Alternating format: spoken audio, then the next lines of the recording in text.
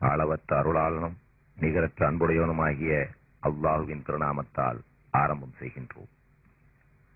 இந்திய துணைக்கண்டத்தில் இஸ்லாமிய மக்கள் இன்று பிரச்சனைக்குரியவர்களாக்கிவிட்டனர்.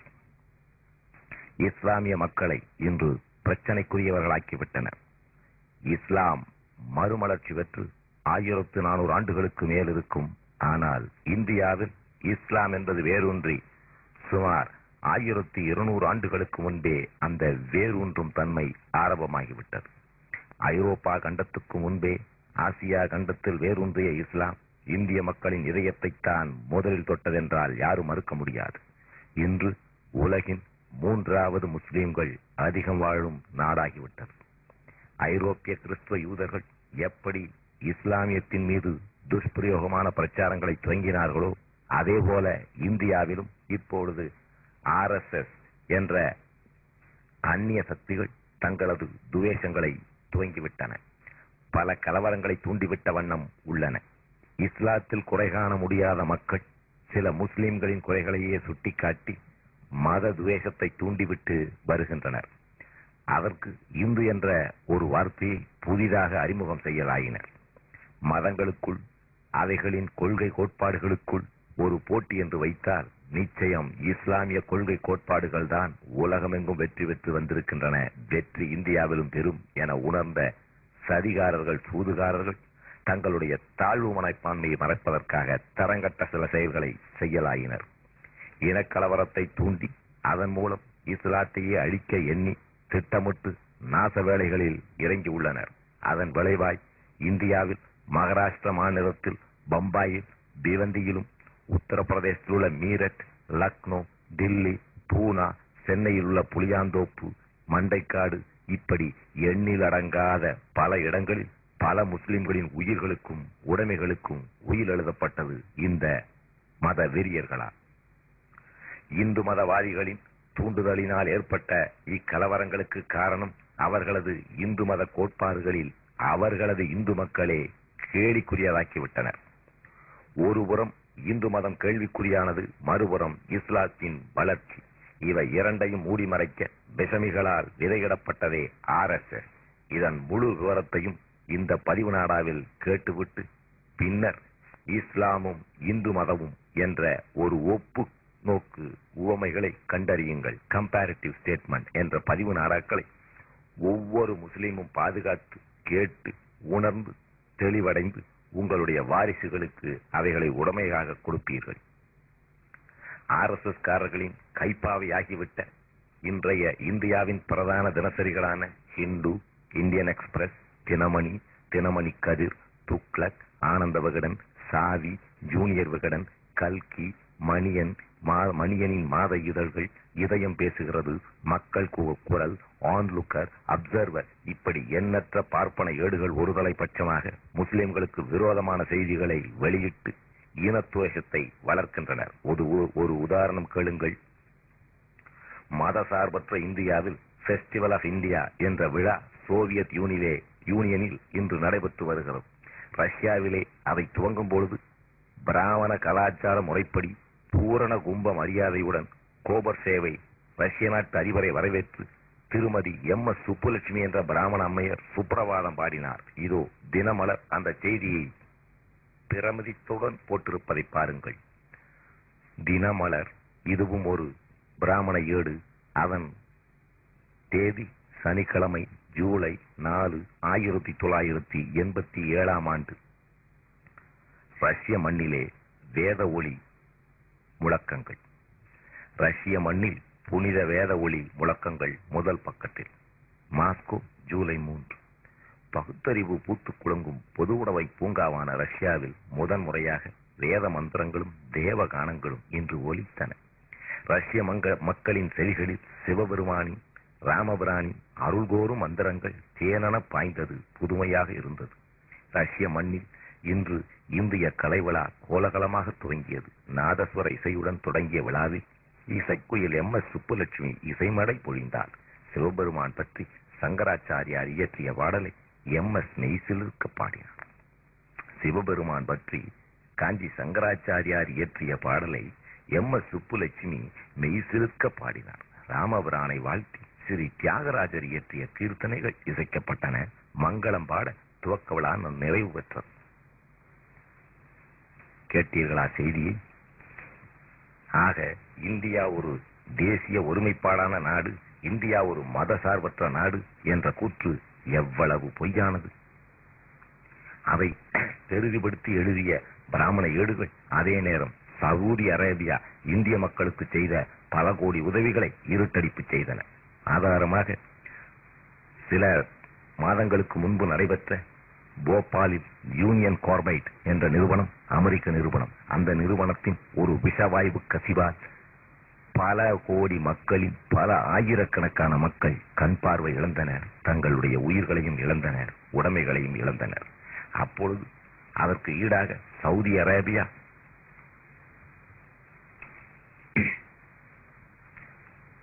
ஆஸ்பத்திரி கட்ட சவுதி அரேபியா ரூபாய் 20 கோடி உதவி. மத்திய பிரதேச மாநிலமான குவாலியார் நகரில் உள்ள 600 படுக்கைகளுடன் நவீன மருத்துவமனை கட்டப்படுகிறது. ரூபாய் 50 கோடியில் கட்டப்படும் இந்த மருத்துவமனைக்கு சவுதி அரேபியா நாடு ரூபாய் 20 கோடி உதவி அளிக்க முன்வந்துள்ளது. அதாவது மருத்துவமனை கட்டுமான பணிக்கு ஆகும் செலவில் 70% சவுதி அரேபியா வழங்குகிறது. இந்த செய்தி இந்தியாவில் வெளியான செய்தி என்று எண்ணுகிறீர்களா? இல்லை. மலேசியா நாட்டு அமைச்சராக இருக்கும் டத்தோ சாமிவேல் அவர்கள் நிறுவனராக இருந்து நடத்தும் தமிழ் நேசன் வெள்ளிக்கிழமை பிப்ரவரி மாதம் 27ஆம் நாள் 1987ஆம் ஆண்டு பக்கம் 12 வெளியான செய்தி. ஆக முஸ்லிம்கள் செய்யும் மாபெரும் உதவிகளை இருட்டடிப்பு செய்வது, மற்றவர்கள் செய்கின்ற சிறு அனாச்சாரங்களை கூட பெரிதுபடுத்தி எழுதுவது, இதுதான் இந்த RSS காரர்கள் நம் மீது காட்டும் காழ்ப்புணர்ச்சியும் மத துவேஷத்திற்கும் ஒரு சிறு உதாரணம். ஒவ்வொரு இந்திய முஸ்லிமும் உணர வேண்டியது ஒன்றே ஒன்றுதான்.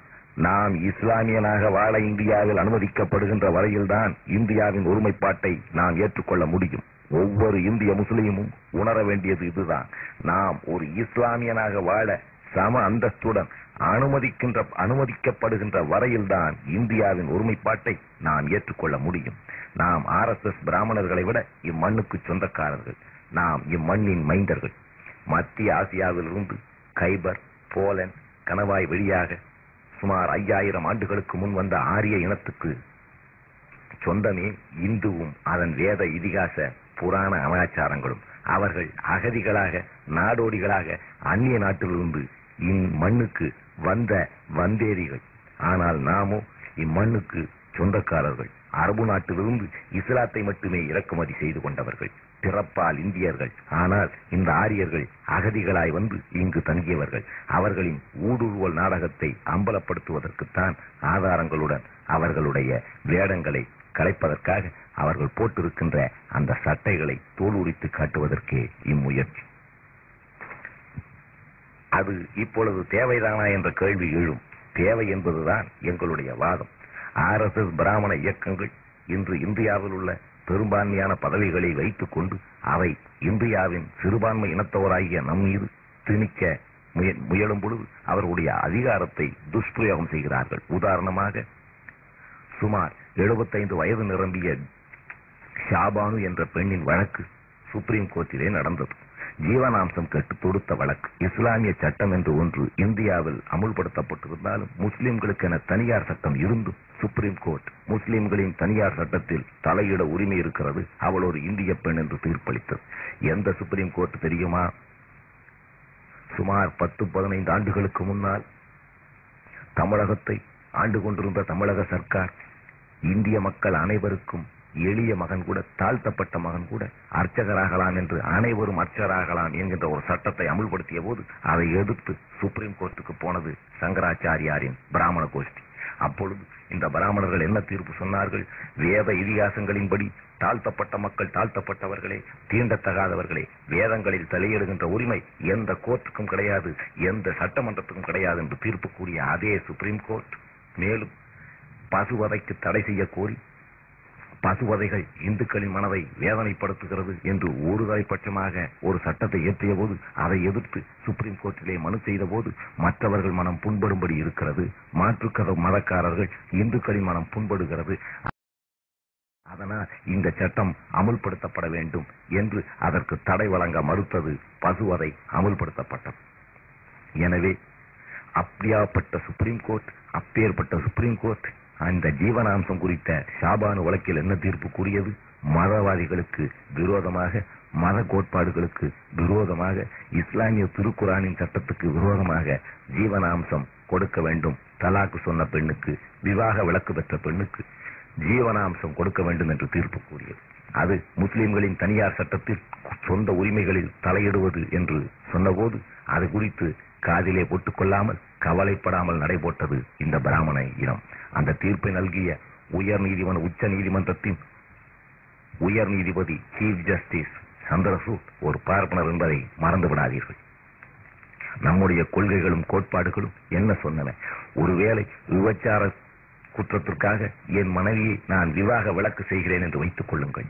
அதற்காக எனக்கு உள்ள சொத்து மதிப்புப்படி அவளுக்கு நான் மாதம் 5000 4000 கொடுத்தால் அந்த பணத்தை பெற்றுக்கொண்டு விவாக விலக்கும் பெற்றுக்கொண்டு அவள் விடுதலையாகி எனக்கு எதிரே வீடெடுத்து அந்த விபச்சார தொழிலை அவள் மீண்டும் தொடருவாள். ஆக அது விபச்சாரிக்கு கொடுக்கின்ற ஊக்க போனஸ ஒழிய விவாக விலக்கல்ல எனக்கு கொடுக்கின்ற தண்டனை என்று நாங்கள் எல்லாம் போராடி முடிவில் ஜீவனாம்சம் குறித்த வழக்கில் இந்திய சுப்ரீம் கோர்ட் அந்த தீர்ப்பை ரத்து செய்து இந்திய பாராளுமன்றம் இனி இந்திய முஸ்லிம்களின் ஷரியத் லா எனப்படும் தனியார் சட்டத்தில் தலையிடும் உரிமை எந்த கோர்ட்டுக்கும் கிடையாது என்ற முஸ்லிம் மகளிர் மசோதாவை இயற்ற வேண்டிய நிர்பந்தத்திற்கு இந்திய பாராளுமன்றம் ஆளாகியது.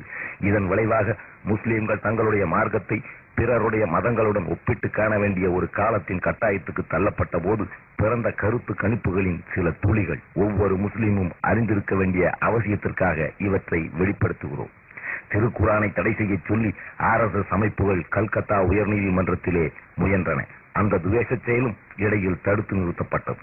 தற்போது அயோத்தியில் உள்ள பாபர் கட்டிய பள்ளியை ராமர் ஜென்ம பூமி என்ற காவிய கற்பனைக்கு ஒரு கோர்ட்டு மூலம் உத்தரவு பெற்று கைப்பற்றிய இந்து அமைப்புகள் அத்தோடு நில்லாது இஸ்லாத்தின் மீது பல துவேஷமான கருத்துக்களை பத்திரிகைகளிலும் துண்டு பிரச்சாரங்களாகவும் எழுதியும் பேசியும் வருவது கண்டு அவைகள் தேச விரோத சக்திகள் மட்டுமல்ல, புடுகு மூட்டைகளுக்கு புணுகு பூசி ஊர்வலம் வரும் பூநூலாரின் தோல் உரித்து காட்டும் அறிவுக்கும் ஆன்மாவுக்கும் விளக்கம் அளிக்கவே இம்முயற்சி முற்றிலும் முழுக்க ஆத்தன்டிகேட்டட் எவிடன்ஸ்களுடன் ஆதாரப்பூர்வமாக தொகுக்கப்பட்டு ஒரு ஆரோக்கியமான அமைதிக்கு வழிவைக்கும் என்ற பரந்த நோக்கத்தோடு இவற்றை முஸ்லிம் மக்களின் கவனத்துக்கு படர விடுகின்றேன்.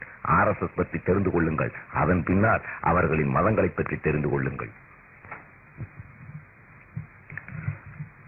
1981 ஆண்டு பிப்ரவரி மாதம் 2ஆம் தேதி தமிழ்நாட்டில் அன்றைய தினம் ஒரு குக்கிராமத்தில் நடந்த ஒரு நிகழ்ச்சி இந்தியா முழுவதையுமே குலுக்க ஆரம்பித்தது. திருநெல்வேலி மாவட்டத்திலே மீனாட்சிபுரம் என்ற கிராமத்தைச் சேர்ந்த சுமார் 1000 தாழ்த்தப்பட்ட சமுதாய மக்கள் தங்கள் மீது கட்டவிழ்த்தப்பட்டிருந்த சாதி கொடுமைகளிலிருந்து வெளியேற இந்து மதத்துக்கே முழுக்கு போட்டுவிட்டு அந்த தேதியில்தான் இஸ்லாம் மதத்தில் தங்களை இணைத்துக் கொண்டனர். ஜனதா கட்சி ஆட்சிக்கு வந்த பிறகு தமிழ்நாட்டு பார்ப்பனர்கள் RSS என்ற அமைப்பை துவங்கிடும் முயற்சிகளில் இடைவிடாது ஈடுபட்டு வந்தனர். என்றாலும் அவர்கள் தமிழகத்தில் கால் ஊன்ற முடியவில்லை. அதற்காக அந்த சந்தர்ப்பத்துக்காக காத்துக் கொண்டிருந்த அவர்களுக்கு இந்த மதமாற்ற ஒரு வாய்ப்பாக பயன்பட்டது. டெல்லியிலிருந்து பல RSS தலைவர்கள் இந்த கிராமத்திலே முகாமடிக்க ஆரம்பித்தனர். ஊரில் உள்ள சாமியார்கள் எல்லாம் வண்ண வண்ண துணிகளை போட்டு அந்த குக்கிராமத்தையே உலுக்கிவிட்டனர். மதமாற்றம் ஒரு மிகப்பெரிய நிகழ்ச்சியாக பிரபலப்படுத்தப்பட்டது. இந்த சூழ்நிலையில் திராவிட கழக பொதுச் செயலாளர் தளபதி வீரமணி அவர்கள் மீனாட்சிபுரத்துக்கு நேரடியாக சென்று மதம் மாறிய தாழ்த்தப்பட்ட தோழர்களின் கருத்துக்களை கேட்டறிந்தார். முன்னாள் ஜவுமணியாக இருந்து பிறகு ஜபருல்லா கான் ஆகிய ஒரு தாழ்த்தப்பட்ட தோழர் அந்த பொதுச் செயலாளர் அவர்களிடம் ஒரு கருத்தை உறுதியாக தெரிவித்திருந்தார். அவர் தெரிவித்த கருத்தாவது, நாங்கள் 19/2/81 அன்று 19/2/81 அன்று மதம் மாறினோம். இதுக்கு 2-3 நாள் கழிச்சு அதுக்கு முன்னாடி RSS என்ற இயக்கமே இங்கு கிடையாது. இங்கே அனந்தராம சேஷன் ஒரு ஐயர் வந்தார். இந்த ஊரை கெடுக்கிறதே அந்த ஆள் தாங்க. அவர் RSS ஒரு இயக்கத்தை ஆரம்பிச்சார். சுத்துப்பத்துல இருக்கிற இந்துக்களை சேர்த்து இந்து முன்னணின்னு ஆரம்பிச்சார். அவர் அன்றைக்கு ஆரம்பிக்கலனா சுற்று வட்டாரத்தில் இருக்கிற அறிஞர்கள் அத்தனை பேரும் இஸ்லாம் மதத்துக்கு மாறி இருப்பாங்க. அவங்களுக்கு பல வழியா தொந்தரவு கொடுத்து அப்படி கட்டி வச்சுக்கிட்டு இருக்காருங்க என்று அவர் கொடுத்த எடுத்து சொன்னார். ஆதாரம் மீனாட்சிபுரத்திலே மதமாறியோர் பேட்டி உண்மை விளக்க பதிப்பகம் வெளியீடு. அதைத் தொடர்ந்து RSS காரர்களே இந்து முன்னணி என்ற பெயரில் அமைப்புகளை ஏற்படுத்தி மாவட்டம் தோறும் மாநாடுகளை நடத்தினர். அப்பொழுது 81ஆம் ஆண்டு ஆட்சியில் இருந்த அண்ணா திராவிட முன்னேற்ற கழக ஆட்சியும் அதற்கு தூபமிட்டு முஸ்லிம்களுக்கு முஸ்லிம் லீக் என்ற ஒரு அமைப்பு இருக்கின்ற வரை இந்துக்களுக்கு இந்து முன்னணியும் RSSம் இருக்கத்தான் வேண்டும் என்று தமிழகத்தின் முதல்வரே முதலில் தண்ணீர் தெளித்து விட்டார். இவர்கள் தலைகீழாக மாறிவிட்டனர். அந்த மாநாடுகளில் வன்முறையை தூண்டும் பேச்சுக்கள் பேசப்பட்டன. அதன் தொடர்ச்சியாக நாகர்கோயிலிலே இந்து எழுச்சி மாநாடு ஒன்று நடைபெற்றது. கன்னியாகுமரி மாவட்ட கிறிஸ்துவர்களுக்கு எதிராக அந்த மாநாட்டிலே வன்முறையை தூண்டிவிட்டு பேசப்பட்டது. அதன் விளைவாக அந்த மாவட்டத்திலே உள்ள மண்டைக்காடு என்ற கிராமத்திலே மத கலவரம் ஒன்று வெடித்தது. RSS காரர்களே அதை தூண்டிவிட்டு நடத்தியவர்கள். இப்போது அது பற்றி தமிழ்நாடு அரசு ஜஸ்டிஸ் வேணுகோபால் அவர்களை நீதிபதியாக கொண்டு ஒரு விசாரணை கமிஷனை அமைத்திருந்தது. அந்த விசாரணை கமிஷனின் முடிவில் RSS காரர்கள் செய்த சதியின் விளைவாகத்தான், துஷ்பிரயோகத்தின் விளைவாகத்தான் இந்த மதக்கலவரமே ஏற்பட்டது என்று அவர் தெள்ளத் தெளிவாக குறிப்பிடப்பட்டிருந்தார். தமிழ்நாட்டில் கால் ஊன்றுவதற்கு இப்படிப்பட்ட கலவரங்களை இனி நாட்டின் பல்வேறு பகுதிகளிலும் RSS காரர்கள் நடத்தி வருகிறார்கள், நடத்தக்கூடும். தமிழகத்தின் பொது அமைதிக்கு இப்பொழுது இந்த RSS ஒரு சவாலாக எழுந்திருக்கிறது. இன்றைக்கு தமிழர் மண்ணிலே வன்முறைக்கு விதை தூவ முயலும் RSS கூட்டத்தை எதிர்த்து நேரடியாக ஒரு சில பகுத்தறிவு கழகங்கள் தான் நிற்கின்றன. ஆனால் RSS காரர்கள் எந்த தத்துவங்களை எடுத்துச் செல்லுகிறார்களோ அந்த சீரழிவு கருத்துக்களை எதிர்த்து நீண்ட நெடுங்காலமாக போர் தொடுத்து வருகின்றவர்கள் பகுத்தறிவு இயக்கத்தினர். தமிழர்களை தாசி புத்திரர்கள் ஆக்கும் இந்து மத மாற்றத்தையும் பார்ப்பன சமுதாயத்தையும் ஆதிக்கத்தையும் எதிர்த்து சமூக நீதிக்காக, மனித உரிமைக்காக இடைவிடாது நீண்ட பல ஆண்டுகளாக தந்தை பெரியார் போன்றோர் குரல் கொடுத்து வந்தனர். அந்த லட்சியங்களுக்காக இன்று இன்னும் இந்த இளைஞர் பட்டாளம் அவர்களை தங்களை தாங்களே அர்ப்பணித்துக் கொண்டு உழைத்து வருவது பகுத்தறிவு இயக்கங்கள் போன்ற ஒரு சில இயக்கங்களை. RSS என்பது ஒரு அமைப்பு மட்டுமல்ல, ஒரு தத்துவம் என்பதை நாங்கள் அறியாதவர்கள் அல்ல. உதாரணத்திற்கு சொல்ல வேண்டுமானால் அவசர நிலை காலத்தில் RSS தடை செய்யப்பட்டிருந்தது. இந்த RSS அவசர நிலையின் போது மட்டும் தடை செய்யப்பட்டிருக்கவில்லை. 1947ஆம் ஆண்டும் தடை செய்யப்பட்டிருந்தது, 48ஆம் ஆண்டும் தடை செய்யப்பட்டிருந்தது. ஆதாரமாக RSS declared unlawful the text of government communique dated February 4, 1948.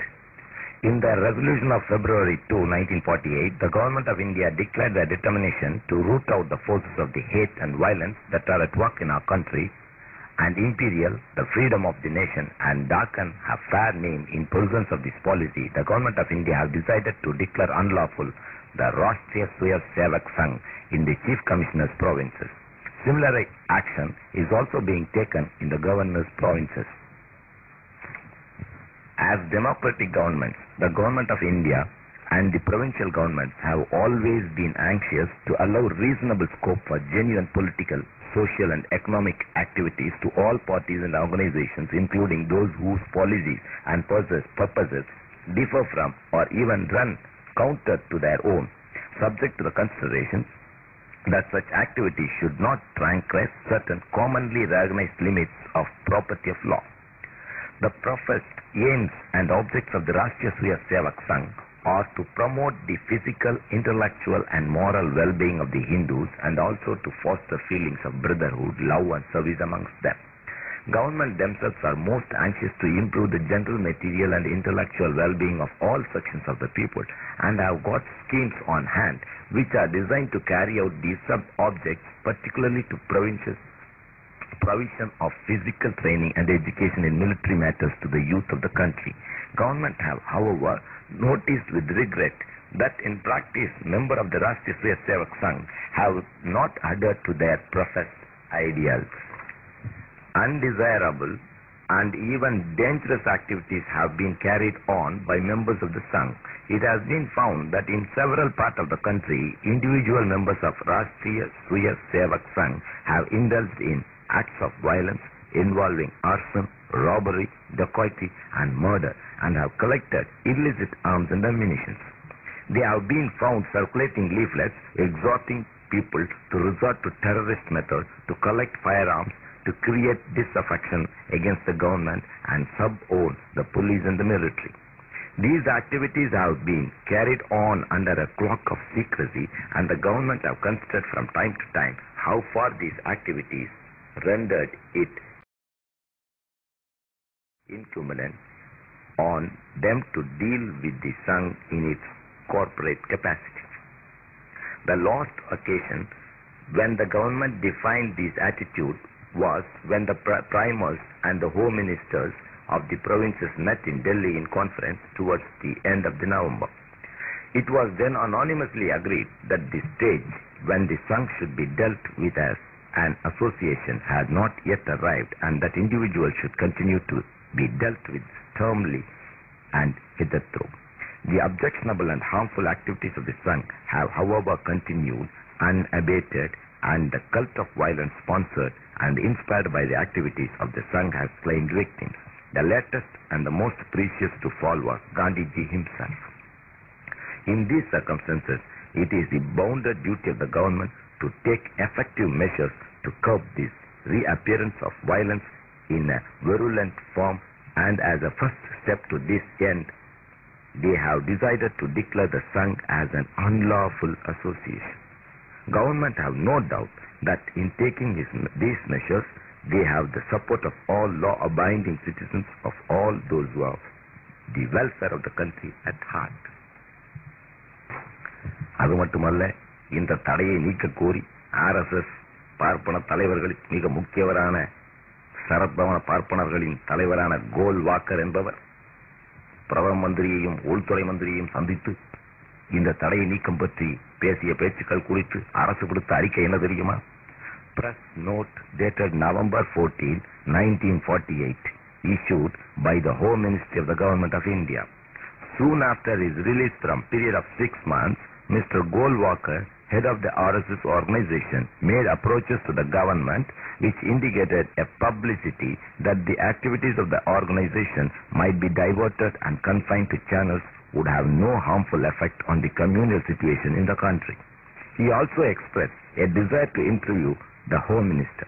In order to enable him to do so, the Government of India requested the CP government to cancel an order issued by them under which Mr. Golwalkar movement had been restricted to the city of Nagpur to facilitate his departure for Delhi for the specific purpose of seeing the Home Minister.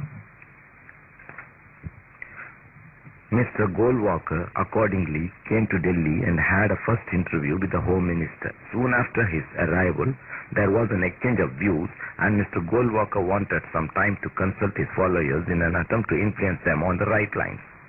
Some days later, he had his second interview, during which he expressed his inability to bind himself to any change until the ban was lifted. He felt that the lifting of the ban would strengthen his hands in dealing with these followers. Simultaneously, however, the Government of India had got in touch with provincial governments to acquaint themselves with their views and the latest information about the activities of the RSS. The information received by the Government of India shows that the activities carried on in various forms and the ways by the people associated with the RSS tend to be anti-national, often subversive and violent, and that the persistent attempts are being made by the RSS to revive an atmosphere in the country which was productive to such disastrous consequences in the past. For these reasons, the provincial government have declared themselves opposed to the withdrawal of the ban, and the Government of India have concurred with the view that the provincial governments. This position was conveyed to Mr. Golwalkar towards the end of the last month, and yes, he was told that since the purpose for which he had been allowed to come to Delhi had been served, he should now return to Nagpur. Mr. Golwalkar was not prepared to accept this position and expressed a desire to see the Home Minister and the Prime Minister on their return to Delhi. The Home Minister declined to grant a further interview, but in order to give him a chance to interview the Prime Minister on his return, if the latter so desired, he was allowed to remain in Delhi under certain restrictive orders issued by the District Magistrate of Delhi. Mr. Golwalkar declined to accept the orders of the restrictions, but had made no attempts to contravene the restrictions imposed on him. He has written letters both to the Prime Minister and Home Minister explaining inter alia that the RSS agrees entirely in the conception of secular state for India and that it accepts the national flag of the country, and requesting that the ban imposed on the organization in February should now be lifted. These provisions of the RSS leader are however quite inconsistent with the practice of his followers, and for the reason already explained above, the government of India find themselves unable to advise provincial government to lift the ban. The Prime Minister has therefore declined the interview with Mr. Golwalkar had sought. Mr. Golwalkar is accordingly being informed that he should make immediate arrangements to return to Nagpur. The government of India are also taking appropriate steps to ensure that Mr. Golwalkar complied with these instructions. இதன்படி தடை நீக்கம் செய்ய மறுத்துவிட்டது அன்றைய நெஹ்ருவின் தலைமையில் இருந்த சர்க்கார். அதன் பின் இவர்கள் கெஞ்சி கூத்தாடி ஒழுக்கமாக நடப்பதாக வாக்குறுதிகள் தரப்பட்டு மீண்டும் இவர்களுடைய தடை நீக்கம் செய்யப்பட்டது. அவர்கள் அந்தரங்கமாக தங்களுடைய விஷக்கிருமிகளை தூவ ஆரம்பித்துக் கொண்டே இருந்தனர்.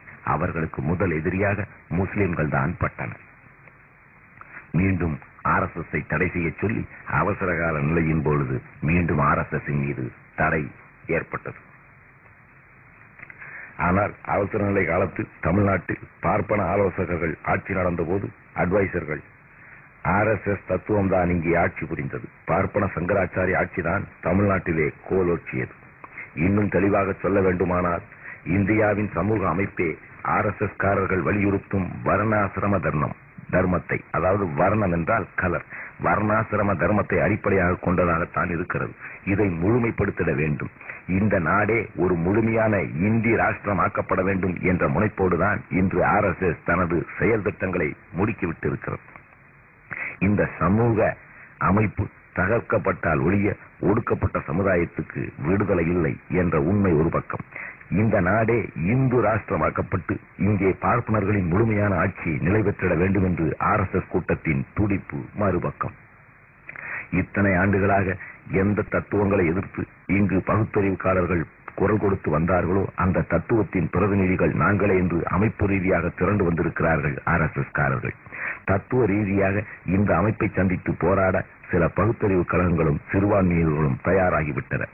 கருத்து போருக்கு களம் காண ஒரு அரிய வாய்ப்பு கிடைத்திருக்கிறதே என்பதில் எமக்கும் உள்ளபூர்வமான மகிழ்ச்சி தான்.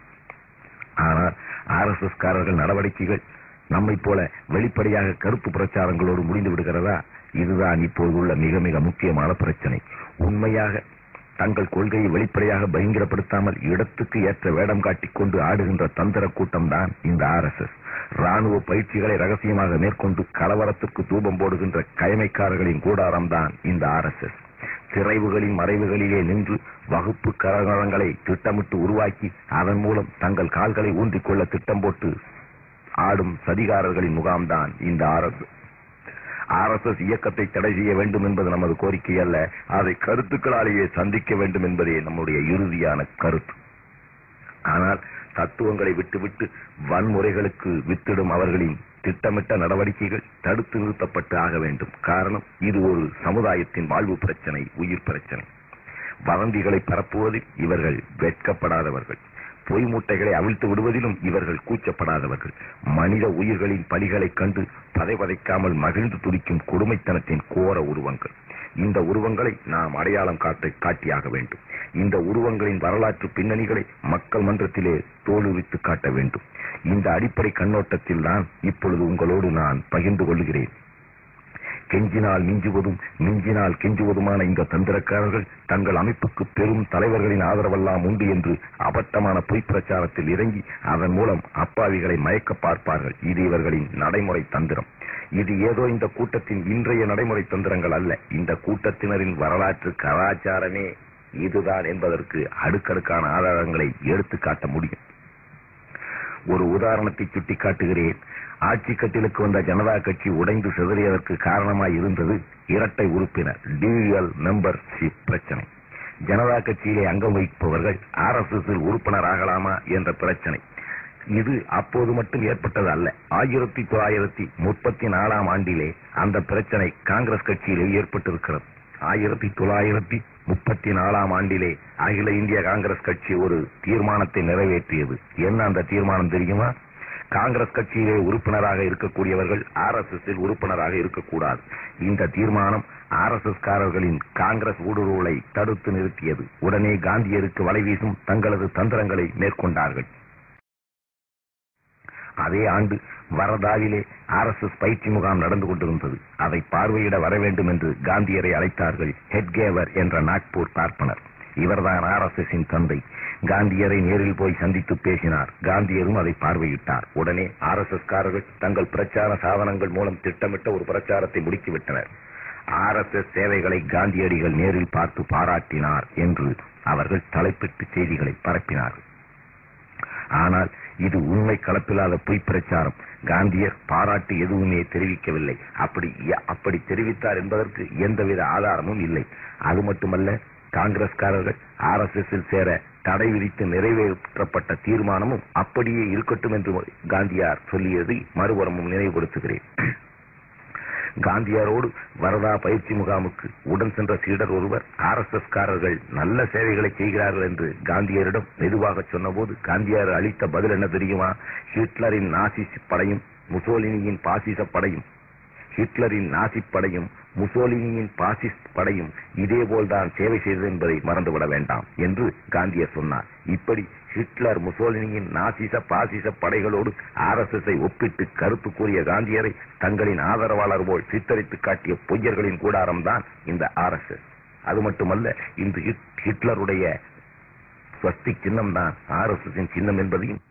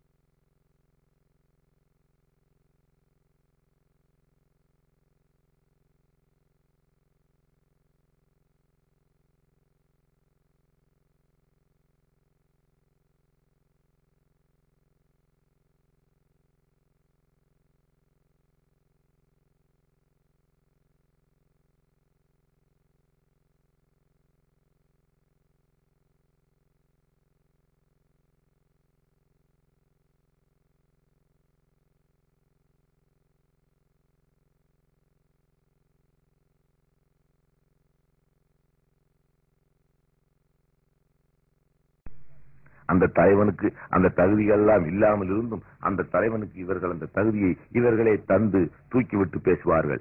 ஆனால் என்னதான் இரும்பு திரைகளை போட்டு மறைத்தாலும் உண்மைகள் வெளிவராமல் போய்விடுமா?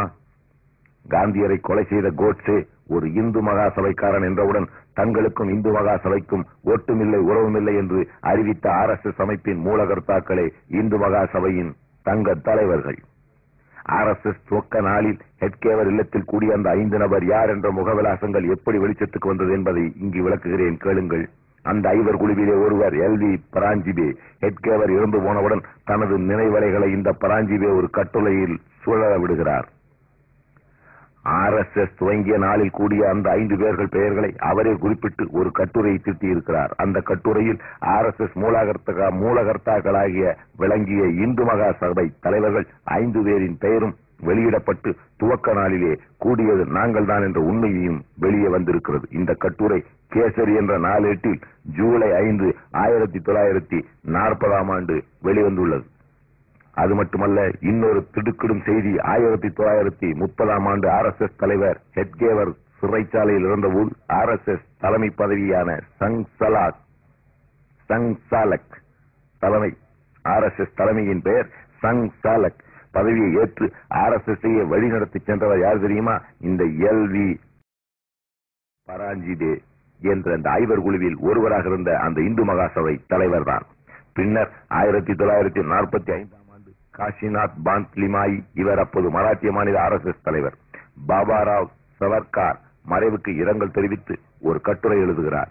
அந்த பாபாராவ் சவர்கார் என்ற இந்த இந்து மகாசபை தலைவரும் RSS துவங்கிய 5 குழுவில் ஒருவர் என்ற உண்மையை இந்த இரங்கல் கட்டுரையில் அந்த மராட்டிய RSS காரர் வெளியிட்டிருக்கிறார். இந்த கட்டுரை வெளியான பத்திரிகை விக்ரம் என்ற மராட்டிய வார ஏடு மார்ச் 31, 1945. இந்து மகாசபைக்கும் RSSக்கும் நெருக்கமான உறவு இருக்கிறது. இரண்டும் ஒரே அமைப்புகளாகவே ஒன்றுபட்டு நிற்கின்றன. ஆனால் இதை சொல்வதற்கே RSS காரர்கள் வெட்கப்படுகிறார்கள். காந்தியரை கொன்ற அதே கூட்டம்தான் என்ற உண்மையை அனலாக கொதித்து தங்களை சுட்டரித்து விடும் என்ற அச்சத்தால் தான் இந்த பெயர் இருட்டடிப்பை அவர்கள் திட்டமிட்டு நடத்தி வருகிறார்கள். 5 குழு ஆலோசனைக்கு பிறகு RSS முதல் கூட்டம் எங்கு நடந்தது? அதில் கலந்து கொண்டவர்கள் எல்லாம் யார்? எந்த சூழ்நிலையில் உருவானது? இது பற்றி பால்கார் என்ற ஆராய்ச்சியாளர் தனது ஆய்வுரையில் கீழ்கண்டவாறு கூறுகிறார். அவர்களின் முதல் கூட்டம் நாக்பூர் நகரத்தில் பார்ப்பனர்கள் அதிகமாக வாழக்கூடிய பகுதியான மொஹைட்வாதே MOHITEWAD என்ற இடத்தில் நடந்தது. அதில் கலந்து கொண்டவர்கள் எந்த ஜாதிக்காரர்கள் என்ற எண்ணிக்கையை RSS காரர்கள் வைத்திருக்கவில்லை என்றாலும் நான் பார்த்த டாக்குமெண்ட்டுகளில் இருந்து ஒன்றை உறுதியாக சொல்ல முடியும். அப்போது இந்த அமைப்பில் இருந்த உறுப்பினர்கள் எல்லாம் பார்ப்பனர்களே என்று எழுதுகிறார். இந்த அமைப்பு தோன்றுவதற்காக அப்போது நிகழ்ந்த நிகழ்ச்சி ஒன்றையும் பால்கார் சுட்டிக்காட்டுகிறார். நாக்பூர் பகுதி போன்ஸ்ரீ என்ற அரச வம்ச ஆட்சிக்கு கீழே இருந்து வந்தது. அந்த அரசர்களின் ஆட்சியில் பார்ப்பனர்கள் மிக உயர்ந்த இடத்தில் மதிக்கப்பட்டனர். அவர்களின் பரம்பரை தொழிலே ஈடுபட்டு வந்தனர். 3வது ராகுஜி மன்னன் அப்போது அரசனாக இருந்தான். அவனுக்கு பிறகு வாரிசு இல்லாததால் பிரிட்டிஷார் தங்களிடமிருந்து அதிகாரத்தை பயன்படுத்தி பிரிட்டிஷாரின் நேரடியான ஆட்சிக்கு கீழ் அந்த பகுதியை கொண்டு வந்து விட்டனர். இந்த ஆட்சி மாற்றத்தை கண்டு பார்ப்பனர்கள் அஞ்சினர். தங்களுக்கு இருந்த உயர்ந்த இடம் பறிபோய்விடுமோ என்று பதவழித்தனர். அப்போது உடன்கட்டை ஏறுதல் ஒழிப்புச் சட்டம், விதவைகள் மறுமண சட்டம் ஆகிய இந்து சட்ட திருத்தங்கள் வந்திருந்த நேரம். இவைகளை கண்டு பார்ப்பனர்கள் பதறி இந்து தர்மமே அழியப் போகிறது என்று நினைத்தார்கள். அப்போது நாக்பூரில் உள்ள ஜகருத்ரேஸ்வர் என்ற கோயில் சுவரில் ஒரு சுவரொட்டியில் ஒட்டப்பட்டது. அந்த சுவரொட்டியில் கீழ்கண்டவாறு குறிப்பிடப்பட்டிருந்தது. நாக்பூரில் வாழும் எல்லா பிராமண புரோகிதர்களுக்கும் ஒரு முக்கியமான அறிவிப்பு. சாஸ்திரிகளானாலும் பண்டிட்டுகளானாலும் பூசாரிகளானாலும் 4 வேதங்களின் நிக்குகளாக இருந்தாலும் அரசாங்கத்தை சார்ந்திருப்பவராக இருந்தாலும் எல்லா பிராமணங்களுக்கும் அறிவித்துக் கொள்கிறோம். இப்போது நமக்கு மிகப்பெரிய பதட்டம் ஏற்பட்டிருக்கிறது. இந்த இந்து அரசு இருக்குமா என்பதே சந்தேகமாக இருக்கிறது. எனவே நாம் குறிப்பிட்ட நாளில் நமக்கு வந்துள்ள பேராபத்தை தடுக்க ஜகருத்ரேஸ்வர் கோயிலில் எல்லா நாக்பூர் பிராமணர்களும் திரள வேண்டும். பகவானுக்கு ருத்ராபிஷேகம் செய்து மந்திரங்கள் ஓதி சடங்குகளை நடத்த வேண்டும். இதை எந்த பிராமணராவது செய்ய தவறினால் அவர்கள் பிராமணர்களே அல்ல என்று அறிவிக்கப்படும். இவ்வாறு பார்ப்பனர்களுக்கு மிகப்பெரிய ஆபத்து வந்ததை அவர்கள் பறைசாற்றினார்கள் என்று பால்கர் குறிப்பிடுகிறார். இந்த சூழ்நிலையில்தான் நாக்பூரில் RSS உதயமாகிறது. அந்த உண்மைகளை தொடர்ந்து RSS அமைப்பின் முதல் தலைவர் சர் சங் சாலக் என்று ஏற்றி போற்றப்படும் அந்த கேசவ பல்ராம் ஹெட்கேவர் யார் என்ற விவரங்களை இங்கே தருகிறேன். 1889 ஆண்டு ஏப்ரல் 1 தேதி நாக்பூரில் பார்ப்பன அர்ச்சகர் ஒருவருக்கு பிறந்த 3வது மகன்தான் இந்த ஹெட்கேவர். தலைமுறையாக அர்ச்சக தொழிலில் ஈடுபட்டு வந்தது இந்த குடும்பம் என்பதிலிருந்தே பார்ப்பன வர்ணாசிரம வெறித்தனத்தின் சூழலிலே அவர் வளர்க்கப்பட்டார் என்ற உண்மை தெளிவாகவே உங்களுக்கு விளங்கும். அதற்கு பல தலைமுறைகளுக்கு முன்பே ஆந்திர மாநிலத்தில் குந்த்குர்த்தி என்ற கிராமத்தில் வாழ்ந்து வந்த இந்த பார்ப்பன குடும்பம் அப்போது ஆண்டு வந்த ஹைதராபாத் நிசாம் மன்னர்களின் ஆட்சியை எதிர்த்து வெறுப்படைந்து நாக்பூருக்கு வந்ததாம். எனவே பார்ப்பன வர்ணாசிரம வெறி, முஸ்லிம்களின் எதிர்ப்பு என்ற உணர்வுள்ள குடும்ப சூழ்நிலையிலே வளர்ந்தவர்தான் இந்த ஹெட்கேவர். 1902 ஆண்டில் ஹெட்கேவரின் பெற்றோர்கள் இறந்த பிறகு அவரது சகோதரர் மகாதேவ சாஸ்திரி செய்து வந்த தொழிலும் பார்ப்பன புரோகித தொழில்தான். மூஞ்சி RSS தோற்றுவித்த ஐவர் குழுவில் ஒருவர்.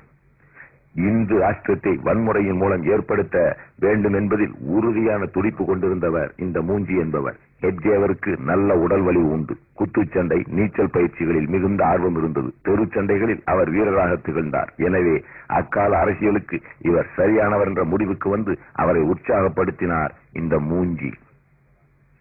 RSS ஒரு வன்முறை கும்பலாகவும் பார்ப்பன வெறி அமைப்பாகவும் முஸ்லிம்களின் எதிர்ப்பு சக்தியாகவும் செயல்படுகிறது என்ற குற்றச்சாட்டுக்கள் கல்லில் செதுக்கப்பட்ட உண்மைகளே என்பதற்கு ஹெட்கேவர் வளர்ந்த உருவான சூழ்நிலைகளே சரியான சான்றுகளாக பிரதிபலிக்கின்றன. இந்து ராஷ்டிரம் என்ற இந்த கொள்கையை சொன்ன அந்த முட்டாள் யார்? அதை சொன்ன முட்டாள் இந்த கேஸ் பலிராம் ஹெட்கேவர் தான். RSS கூட்டத்திலே இளைஞர் ஒருவன் கேட்ட கேள்விக்கு ஹெட்கேவர் மேற்கண்ட பதிலை அளித்தார். எப்படி? இந்து ராஷ்டிரம் என்ற இந்த கொள்கையை சொன்ன அந்த முட்டாள் யார்? அதை சொன்ன முட்டாள் இந்த கேஸ் பலிராம் ஹெட்கேவர் தான் என்று பதிலளித்தார். அவரை பொறுத்தவரை தன்னுடைய ஆளுமை சக்தியால் தொண்டர்களை கட்டாயப்படுத்தி தனது அமைப்புக்கு இழுத்தவாறே தவிர நியாயபூர்வமான அறிவுவாதங்களை எடுத்து வைத்து விவாதித்து அதன் மூலம் தனது அமைப்புக்கு பலம் சேர்த்தவர் அல்ல இவர் அல்ல. இந்த ராஷ்டிரம், இந்து ராஷ்டிரம் என்பது என்ன என்ற கேள்விக்கு விவாதபூர்வமான விளக்கங்கள் எதையும் தராமல் தன்னையே முன்னிலைப்படுத்தி நிலைமையை சமாளித்தார் ஹெட்கேவர். இந்த உரையாடலை ஹெட்கேவரின் வாரிசு கோல்வாக்கர் எழுதிய சிறு குருஜி சம்ஹார தர்சன் என்ற இந்தி நூலில் 5வது அத்தியாயத்தில் பக்கம் 22, 23வது பக்கங்களில் கீழ்கண்டவாறு குறிப்பிடுகிறார். தொடர்ந்து கோல்வாக்கர் அதே நூலில் மேலும் என்ன எழுதுகிறார் தெரியுமா? நான் தான் அந்த முட்டாள் என்ற ஒரு வார்த்தைக்கு மேல் அவர் பேசவில்லை, எந்த வாதத்தையும் வைக்கவில்லை, கேட்டவரை சமாதானப்படுத்திவிடும் நியாயங்களையும் சொல்லவில்லை. அதிலே மிகவும் ஆச்சரியம் என்னவென்றால், அவர் அந்த ஒரு வார்த்தையை சொன்னவுடனே அங்கு கூடியிருந்த எல்லா உறுப்பினர்களும் சமாதானம் அடைந்து தாங்கள் சுயம் சேவக்காக உறுதி எடுக்க முன்வந்தனர். கோல்வாக்கர் அதே நூலில் அதே பக்கத்தில் எழுதியிருப்பது, குரு பக்தியோடு குருவின் கருத்துக்களில் சீடர்கள் கேள்வி கேட்பதே குற்றம் என்ற முறையோடுதான் ஹெட்கேவர் இந்த அமைப்பை நடத்தி சென்றிருக்கிறார். சிந்தனைகளுக்கும் விளக்கங்களுக்கும் அங்கே இடமே இல்லை. எனவேதான் நீங்கள் டாக்டர் ஜியை பற்றி, ஹெட்கேவரை இப்படித்தான் சொல்வார்கள் டாக்டர் ஜி என்று. டாக்டர் ஜியை பற்றி தெரிந்து கொள்ள வேண்டுமா? RSS பற்றி தெரிந்து கொள்ளுங்கள். RSS பற்றி தெரிந்து கொள்ள வேண்டுமா? டாக்டர் ஜியை பற்றி தெரிந்து கொள்ளுங்கள் என்று RSS காரர்கள் திரும்ப திரும்ப சொல்லிக் கொண்டே இன்று வரை இருக்கிறார்கள். மரியாதைக்குரிய டாக்டர் ஜி அவர்களும் RSS-உம் ஒன்றாக இணைந்தது, ஒன்றுக்கொன்று இணை விரியாது. டாக்டர் ஜியின் வாழ்க்கையை படித்தால் அதிலிருந்து கிடைக்கும் எழுச்சி உணர்வுகளால் RSS-இன் முறையான வளர்ச்சியை தெரிந்து கொள்ள முடியும் என்கிறார் இப்போதைய RSS தலைவர் தேவரஸ். ஆதாரம் CP பிசிக்கர் எழுதிய நூல், பக்கம் 5. எனவே ஹெட்கேவர் வாழ்க்கை வரலாறு விவகாரங்களை வெளிச்சத்துக்கு கொண்டு வந்தால் அது RSS தன்மையை பிரதிபலிக்கும் என்பதால் நாமும் அந்த ஆராய்ச்சியில் சற்று ஆழமாக நம்மை ஈடுபடுத்திக் கொள்வோம். எனவே ஒவ்வொரு முஸ்லிம் கிறிஸ்துவ சமுதாயத்தை சார்ந்த அனைத்து பிரிவினரும், இந்த தமிழின மக்களும் இந்த கேசட்டுகளை மிக மிக உன்னிப்பாக கவனமாக ஆரம்பம் முதல் கேட்டு வைத்து தெள்ள தெளிவான விளக்கங்களை பெற்று சிந்தனைவாதிகளாக சிறப்புற்று ஒரு இந்திய தேசத்தை மதசார்பற்ற தேசமாக வளர்வதில் ஒத்துழைப்பீர்கள் என்ற நம்பிக்கையில் இந்த ஒரு கேசட்டை உங்களை நம்பி பதிவு செய்து அனுப்புகிறேன். ஹெட்கேவர் வளர்த்து உருவான சூழ்நிலையும் RSS-இன் கொள்கைகளும் ஒரே அச்சில் இருப்பதை நான் இதுவரை சுட்டிக்காட்டி இருக்கிறேன். மெட்ரிகுலேஷன் தேர்வை நாக்பூரில் முடித்துவிட்டு மருத்துவ படிப்பு படிக்க கல்கத்தா போகிறார். இந்து மத வெறியரான அதே மூஞ்சி என்ற பார்ப்பனர் தான் அவருக்கு அப்போது உதவி புரிகிறார். வன்முறை இயக்கங்கள் மிகவும் ஈர்க்கப்பட்ட ஹெட்கேவர் வன்முறை இயக்கங்களால் மிகவும் ஈர்க்கப்பட்ட ஹெட்கேவர் கல்கத்தாவில் போய் படித்தால் இத்தகைய அமைப்புகளோடு தொடர்பு கொள்ள முடியும் என்று விரும்பினார். ஞான தந்தைகளான பலரால் ஏற்றுக்கொள்ளப்பட்டவரில் திலகரும் சிவாஜியும் தான். 1910 ஆண்டிலிருந்து 1915 ஆண்டு வரை கல்கத்தாவில் மருத்துவ கல்வி பயின்ற இவர் தங்கிய விடுதி அப்போது மாணவர்களின் அரசியல் அரங்கங்களாக செயல்பட்டன. பல வன்முறை இயக்கங்கள் புரட்சி இயக்கங்களை சார்ந்தவர்களும் அங்கு வருவது உண்டு. இந்த கல்கத்தா வாழ்க்கை பற்றி ஹெட்கேவரின் வாழ்க்கை வரலாற்றை விளக்கிடும் RSSன் அதிகாரப்பூர்வமானதும் CB பிசிக்கர் என்பவர் எழுதப்பட்ட நூலான நூலில் பக்கம் 13 கீழ்கண்டவாறு கூறுகிறார். கல்கத்தாவுக்கு சென்றவுடன் ஹெட்கேவர் அனுசிஹலன் சன்னதி என்ற அமைப்பின் நெருக்கமான உறுப்பினராக சேர்த்துக் கொள்ளப்பட்டார். ஆபத்துக்கள் நிறைந்த பல முக்கியமான ரகசிய வேலைகள் அவருக்கு தரப்பட்டது. புரட்சியாளர்களுக்கு பயங்கரமான ஆயுதங்களை ரகசியமாக கொண்டு சென்றார் என்று கல்கத்தா போனவுடனே இவர் புரட்சிக்காரராக மாறிவிட்டது போல் ஒரு தோற்றத்தை தந்து எழுதியிருக்கிறார்கள். ஆனால் உண்மை என்றால் என்ன தெரியுமா? அது பொய். J.A. குர்ரான்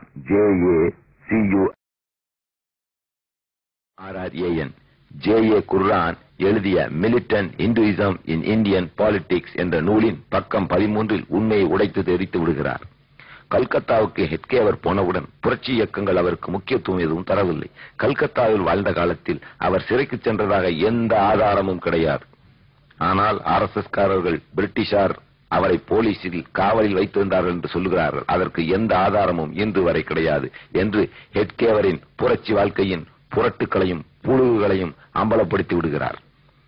ஆபத்து தரக்கூடிய பல ரகசிய வேலைகள் இவரிடம் ஒப்படைக்கப்பட்டது என்று கூறுகிறார்களே தவிர எந்த வேலையை செய்தார், எங்கே தூது போனார், யாரிடம் போனார், எந்த ஆயுதத்தை எடுத்துக்கொண்டு போனார் என்பதற்கான விளக்கங்கள் எதையும் RSS காரர்கள் குறிப்பிட்டு இன்று வரை சொல்ல முடியவில்லை. கல்கத்தாவிலே சிறைச்சாலையிலே அடைக்கப்பட்டார் என்று அபட்டமான பொய் பிரச்சாரம் செய்வதற்கும் அவர்கள் கூச்சப்படவில்லை. ஹெட்கேவர் வாழ்க்கை வரலாறும் RSS வரலாறும் ஒன்றே என்கிறார்கள் இந்த சத்திய கிருத்திகள். ஒவ்வொரு சிறைக்கும் வரலாறு உண்டு. சுமார் 200 ஆண்டுகளுக்கு முன் ஒவ்வொரு சிறையில் யார் இருந்தார் என்றால் இன்றைய சிறை ரெக்கார்டுகள், பிரிசன் ரெக்கார்ட்ஸ் இன்று வரை பாதுகாக்கப்பட்டு வருகிறது. என்று வேண்டுமானாலும் கல்கத்தாவில் உள்ள நேஷனல் ஆர்கைவ்ஸ் எடுத்து பார்த்துக் கொள்ளலாம். இந்த ஹெட்கேவர் அந்த தினம் சிறைவிடவே கிடையாது. ஆனால் இந்த உத்தம புத்திரர்கள் கதைகள் பொய் மூட்டைகளை எவ்வளவு விளக்குகின்றன. கல்கத்தாவில் மருத்துவ டிப்ளமோ படிப்பை முடித்துவிட்டு ஹெட்கேவர் நாக்பூர் திரும்புகிறார். அப்போது முதலாம் உலக மகா யுத்தம் துவங்கிவிட்டது. யுத்தத்தில் இங்கிலாந்தும் சம்பந்தப்படுகிறது. இந்த யுத்த சந்தர்ப்பத்தை பயன்படுத்திக் கொண்டு உள்நாட்டிலே ஆயுதம் தங்கிய புரட்சியை உருவாக்க வேண்டும் என்று அவர் விரும்பினார். முதலாம் உலக மகா யுத்தம் துவங்கிய போது ஜெர்மன் மொழியை படிக்க ஆரம்பித்தவர்கள் இந்த நாட்டு பார்ப்பனர்கள். காரணம், ஜெர்மன்காரர்கள் கையில் இந்திய ஆட்சிக்கு வந்துவிடும் என்று நம்பி அந்த ஆட்சியிலே தங்கள் செல்வாக்கை பெற்றுவிடலாம் என்று இவர்கள் எதிர்பார்த்து தவம் கிடந்தனர். இன்று வரை ஸ்வஸ்திக்கை சின்னமாக வைத்திருப்பதும் அதுதான். ஜெர்மன் பாசிச இயக்க தலைவர் ஹிட்லர் மீது RSS காரர்களுக்கு எப்போதுமே மரியாதை உண்டு. ஹிட்லரின் ஸ்வஸ்திக் கொடி அமைப்பையே தங்கள் கொடியாக வைத்துக் கொண்டிருந்தவர்கள் தான் இந்த RSS கூட்டம். இரண்டாவது மகா யுத்தத்துக்கு முன்பு RSS காரர்களுக்கு ஹிட்லர் தான் குரு. காந்தியருக்கு எதிராக வெறுப்புணர்ச்சி இவர்கள் பரப்பி வந்தார்கள். சுதந்திர போராட்ட உணர்வுகள், மத சார்பின்மை ஆகியவற்றை எதிர்த்து பிரச்சாரம் செய்து வந்தனர். ஜனநாயகத்தை அவர்கள் கடுமையாக வெறுத்தார்கள். அது மேற்கத்திய நாடுகளின் இறக்குமதி என்றார்கள். அதே அளவுக்கு சோசியலிசத்தின் மீதும் அவர்களுக்கு வெறுப்பு உண்டு. காரணம், சோசியலிசம் இந்து கலாச்சாரத்திற்கு எதிரானது என்று அவர்கள் உணர்ந்தார்கள். காந்தியரை ஒரு தலைவராகவே என்றுமே இவர்கள் ஏற்றுக்கொள்ளவில்லை. 1965 ஆண்டில்தான் மிகச் சிரமத்தோடு வேறு வழியின்றி தங்கள் அன்றாட பிரார்த்தனையில் காந்தியரின் பெயரையும் சேர்த்துக் கொண்டனர். நம் மேலே எடுத்து இதுவரை சொல்லியிருப்பது மதுலிமாய் அவர்கள் சண்டே பத்திரிகைக்கு அளித்த பேட்டியைத்தான். 10/6/1979 சண்டே வார இதழ் கல்கத்தாவிலிருந்து இன்று வரை வெளிவந்து கொண்டிருக்கின்ற இதழ். இந்த பின்னணியில் முதலாவது உலக மகா யுத்தத்தை பயன்படுத்தி உள்நாட்டிலே ஆயுத புரட்சி நடத்திட இவர் போட்ட திட்டத்தின் நோக்கம் என்ன என்பதை நீங்கள் உணர்ந்து கொள்ள வேண்டும். ஹெட்கேவர் தனது இந்த திட்டம் பற்றி இவரின் ஞான குரு திலகரிடம் எடுத்துச் சொன்னபோது அது நடைமுறைக்கு ஒவ்வாது என்று புறக்கணித்து தள்ளிவிட்டார். இதற்கு எந்த முக்கியத்துவமும் திலகர் கொடுக்கவில்லை. திலகர் ஆதரவு இல்லை என்றவுடன் ஹெட்கேவரின் வீரம் குறைந்தது. இந்த கருத்துக்களை பிஷிகர் தமது சன் நிர்மதா என்ற நூலில் பக்கம் 13 தெளிவாக விளக்கியிருக்கிறார். நாக்பூருக்கு திரும்பிய ஹெட்கேவர் இந்து மகா சபையில் தாம் சேர்ந்து விட்டதாகவும் அந்த அமைப்புக்கு தேவையான நூல்கள் வெளியீடுகளை தயாரிக்கும் முயற்சியில் ஈடுபட்டு வருவதாகவும் அவரே தனது நண்பர்களிடம் கூறுகிறார். RSS அமைப்பு உருவாவதற்கான எண்ண ஓட்டங்கள் இந்த காலத்தில் அவருக்கு உருவானது. அந்த நேரத்தில் காங்கிரஸ் கட்சியிலும் இந்து மகா சபையிலும் ஒரே நேரத்தில் வேலை செய்கிறார். ராஷ்டிரிய உற்சவ மண்டல் என்ற அமைப்பில் தீவிரமாக பங்கெடுத்தார். அக்ஹதா என்ற மாணவர் அமைப்பிலும் பொதுக்கூட்டங்கள் மாநாடுகளிலும் பங்கெடுத்துக் கொண்டார். இந்த தகவலை பிஷிகர் தமது நூலில் குறிப்பிடுகிறார். இவர் அப்போது தீவிரமாக பங்கெடுத்த ராஷ்டிரிய உற்சவ மண்டல் என்ற அமைப்பு ஒரு வன்முறை கும்பலாகும். இந்த வகுப்பு வெறி கும்பல் மகாராஷ்டிரா மாநிலத்தில் பிவாண்டி என்ற இடத்தில் ஒரு மிகப்பெரிய வகுப்பு கலவரத்தை தூண்டிவிட்டு நடத்தி மேடன் விசாரணை கமிஷனால் குற்றம் சாட்டப்பட்ட ஒரு கும்பலாகும். சமீபத்தில் நடத்திய பிவண்டி RSS காரர்களால் நடத்தப்பட்டது. ஒரே நேரத்தில் இந்து மகா சபையிலும் காங்கிரஸ் கட்சியிலும் சேர்ந்து இரட்டை உறுப்பினராக பணியாற்றும் முறை அப்போது இருந்திருக்கிறது. பின்னர் அது ஒரு பிரச்சனையாக வெடித்து கிளம்பிய போதுதான் 1934 ஆண்டு அகில இந்திய காங்கிரஸ் கமிட்டி டூயல் மெம்பர்ஷிப் எனப்படும் இரட்டை உறுப்பினர் முறைக்கு தீர்மானம் நிறைவேற்றி தடை போட வேண்டிய அவசியம் ஏற்பட்டது. மூத்த தலைவர்களுடன் ஹெட்கேவர் தொடர்பு கொண்டிருந்தாலும் ஒருவர் கூட இவரின் ஆயுதம் தங்கிய போராட்டத்திற்கு ஆதரவு தர தயாராக இல்லை என்று எழுதியிருக்கிறார் பிஷிகர் தமது நூலின் பக்கம் 27. இந்து மத வெறியர்களில் ஒருவராக இருந்த டாக்டர் மூஞ்சியோடு தான் இவர் மிகவும் நெருக்கமாக இருக்கிறார். தமது திட்டங்களுக்கு ஆதரவில்லாத நிலையில் 1920 ஆண்டு நாக்பூர் காங்கிரஸ் மாநாட்டுக்கு செல்லுகிறார். காந்தியரின் ஒத்துழையாமை இயக்கத்தில் தனக்கு நம்பிக்கை இல்லை என்று இவர் அறிவித்துக் கொண்டாலும் 1921 ஆண்டு ஒத்துழையாமை இயக்கத்தில் பங்கெடுத்துக் கொள்ளுகிறார். இதற்கான காரணம் என்ன என்பதை பிஷிகர் தமது நூலில் கீழ்கண்டவாறு விளக்குகிறார். பிரிட்டிஷ் ஆட்சியை எதிர்த்து ஆயிரக்கணக்கானவர்கள் சிறைச்சாலைக்கு போகும் நேரத்தில் நீ மட்டும் மறைந்து கொண்டிருக்கிறாயே, இது வெட்கக்கேடு அல்லவா என்ற கேள்விக்கு பின்னால் தம்மால் பதில் சொல்ல முடியாது என்ற காரணத்தால் தான் காந்தியரின் இயக்கத்தில் தீவிரமாக பங்கெடுத்துக் கொண்டார் இந்த ஹெட்கேவர் என்று பிஷிகர் தமது நூலின் பக்கம் 30 குறிப்பிட்டுள்ளார். ஹெட்கேவர் மிக பெரிய தேசபக்தர் என்றும் காந்தியரோடு சுதந்திர போராட்டத்தில் பங்கெடுத்தவர் என்றும் RSS வெளியீடுகள் அவரது பெருமையை பறைசாட்டிக் கொண்டிருக்கின்றன. அதையே காரணம் காட்டி காந்தியர் கொலைக்கும் தங்கள் அமைப்புக்கும் சம்பந்தமே இல்லை என்று வாதாடுகின்றனர். இந்த வாதத்திலே நேர்மை இல்லை என்பதை எடுத்துக் காட்டுவதற்குத்தான் காந்தியர் இயக்கத்தில் எத்தகைய சூழ்நிலையில் இவர் பங்கேற்றார் என்பதை நாம் மேலே விளக்கினோம். இதற்கு ஆதாரமாக இன்னொரு வாக்குமூலத்தையும் தருகிறேன். மராட்டிய மாநிலத்தில் முதல் RSS தலைவராக இருந்தவர் GM ஹட்டர். அவர் RSSம் நேதாஜியும் என்ற தலைப்பில் 1979 இல்லுஸ்ட்ரேட்டட் வீக்லி என்ற இதழில் எழுதிய கட்டுரையில் கீழ்கண்டவாறு குறிப்பிடுகிறார். ஹெட்கேவர் காந்தியர் இயக்கத்தில் இருந்தார் என்பதும் சிறைக்கு சென்றார் என்பதும் உண்மைதான். ஆனால் அதை வைத்துக் கொண்டு மக்கள் கிளர்ச்சியை விரும்பினார் என்று சொல்லிவிட முடியாது. காந்தியர் திட்டத்தை ஆதரித்தார் என்றும் சொல்லிவிட முடியாது.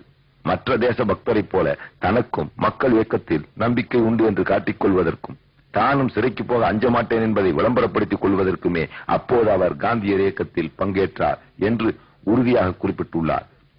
கூறுவது RSS தலைவர்களிலேயே மிக முக்கிய புள்ளி என்பதையும் மறந்துவிடாதீர்கள். GM ஹட்டர் என்பவர் RSS தலைவர்களிலேயே மிக முக்கிய புள்ளி.